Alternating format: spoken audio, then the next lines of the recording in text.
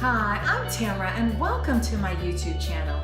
Today, I'm going to talk to you about borderline personality disorder and why I think most of us have borderline personality tendencies when it comes to relationships. Why? Because there's that attachment component that is the central focus in borderline personality disorder, and it's also the central focus in relationships. So I think there are some correlations there that maybe if we can figure out one, it can help us to at least figure out some things about the other. So first off, I have great compassion for people who have borderline personality disorder. Why? Because nobody asked for that disorder, nobody deserves that disorder, nobody earns that disorder. It is a direct link to genetics, to environmental factors, to the parenting style that you received. There are many different implications. The main one, I think, is bonding and attachment with a child's parental figure between the ages of 0 to 3 years old. That's when that critical time period is. By the same token, compassion is different from setting boundaries because borderlines have very thick defense mechanisms that they're using to cope to get through life every day, which can be a huge struggle and very, very tough. But at the same time, people who don't have the disorder, we have defense mechanisms that we use to cope too, but they're not as thick and layered as BDP has. So we have to put some things into place to protect ourselves, set boundaries. Doesn't mean that you can't be friends with somebody with borderline personality disorder. I also think there are different levels. I think that there are high functioning personality disorders that we need to give more focus and attention to, because I think those people have developed some very sophisticated ways of coping with life that lower functioning ones haven't. Why do I think that we all have the tendencies?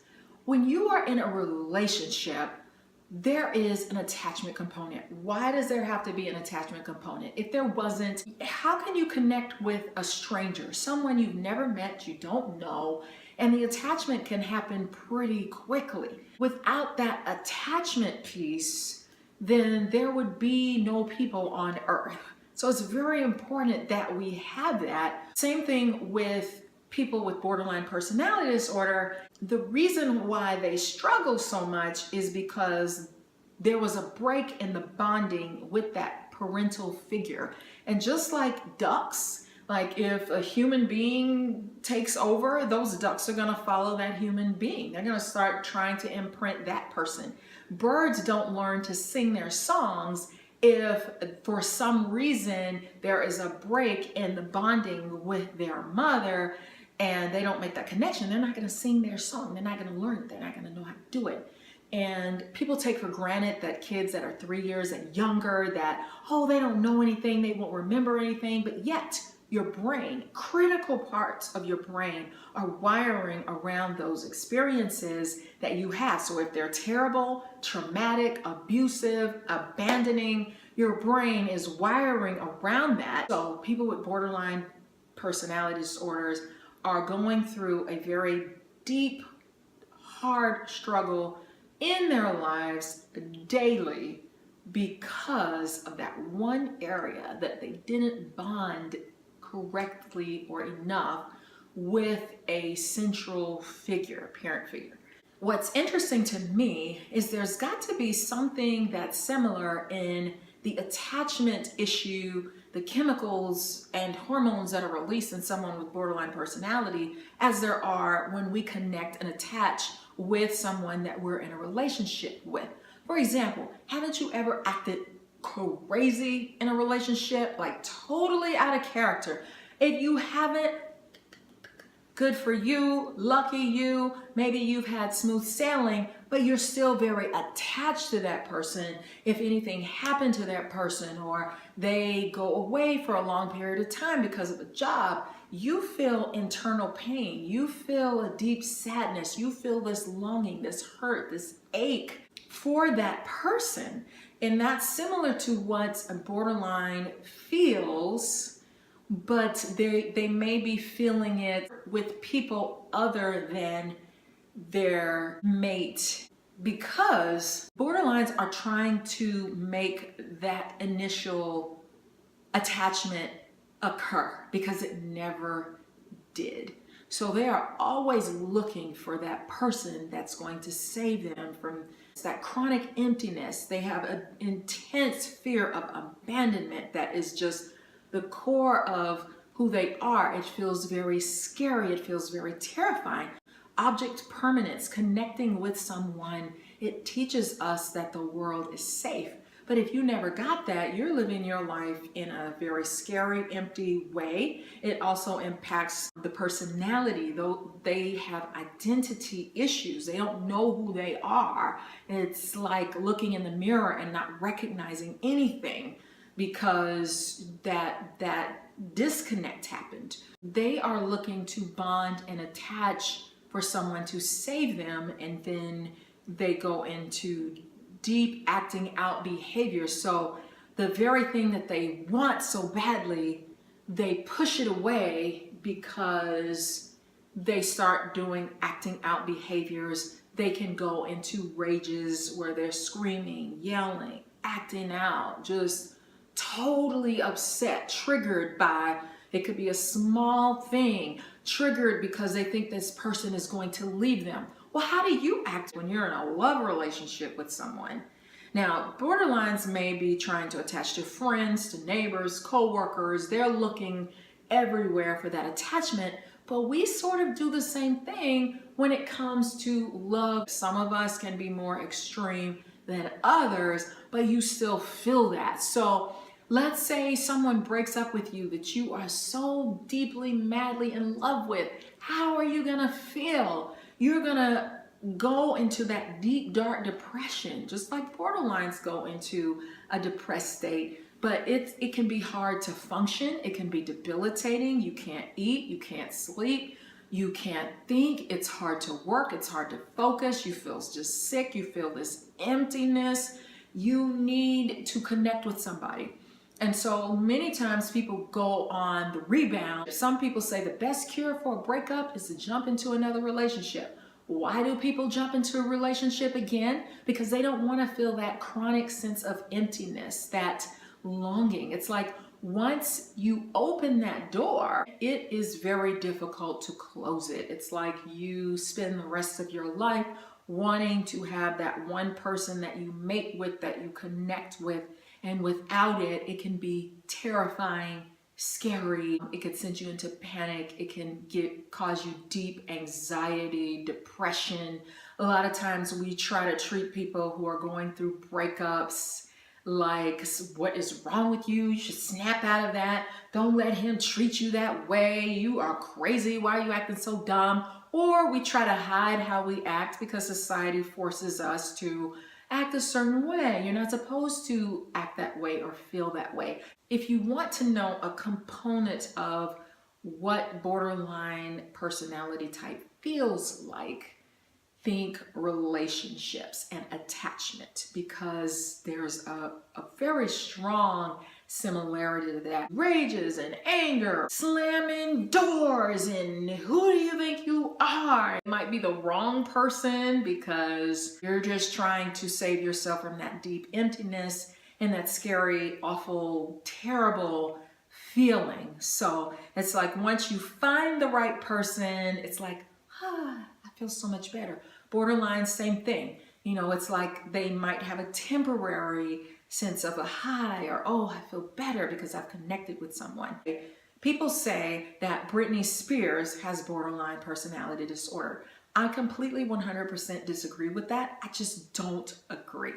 And when I look at footage of people who say she has that and the reasons why, I see someone who feels a little shy but wants to show you that, hey, there's more to my personality, so they're trying to act a little silly. She might be the 4 on the Enneagram, so we're going to jump in and out of different sides. Even though we might feel shy, we want to show you that, hey, look at me. But I really think she had bonding and attachments at an early age. Now, I think her mom might have pushed her. I think she was kind of one of those compliant children that I want to please you. I want to be a perfectionist in certain areas. I want to make you proud. I want to make you happy. And so you can push those kids probably past their breaking point and they will still go along with it. Just like gymnasts and Olympians, they have the temperament that you can push them really hard and they're gonna really rise to the occasion. I see with Britney Spears, Justin Timberlake, that is when we saw a break in her personality. What happened? She went totally out of character. She shaved her hair off. She started acting out. You see her with a baseball bat acting crazy, but who has never acted crazy in a relationship? It might be because maybe you were lucky enough to find the right person, but I guarantee you if something happens to that person or you get into an argument with that person, you feel some of that detachment that feels horrible. So I think Britney Spears acting out is that attachment due to a break in an attachment when it comes to a romantic relationship that can make anybody act out, lose it for a while. Not only that, but she had a lot of pressures. Imagine the whole world is looking at you, watching you when you are feeling at your worst. And a breakup or relationship issues can feel extremely painful. A couple of people who I do think are borderline personality disorders are Marilyn Monroe. Roseanne Barr said she has borderline personality disorder.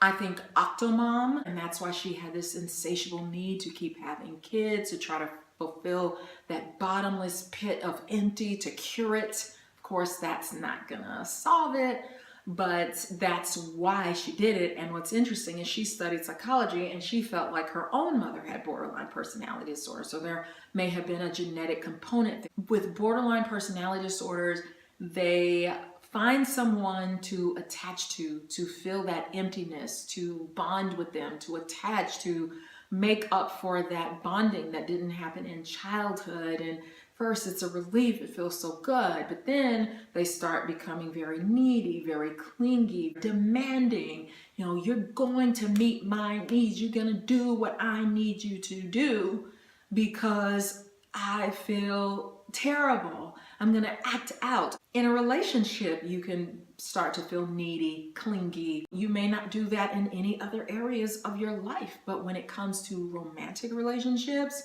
people can exhibit those same traits.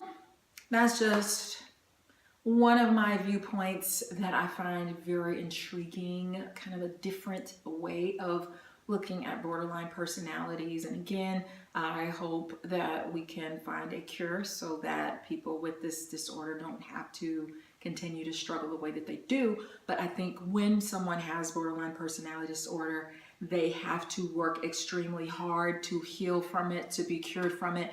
And the reason why people tend to push borderlines away is because everybody has problems. It doesn't matter whether you're borderline or not. We all have struggles, and if someone needs us to save them, well, who's going to save me? Sometimes we have to go through pain to heal the pain. So you might start with trying to understand feelings. Feelings can be extremely elusive to someone with borderline personality disorder. They may not understand exactly what's the difference between happiness and anger. So that might be a place to start.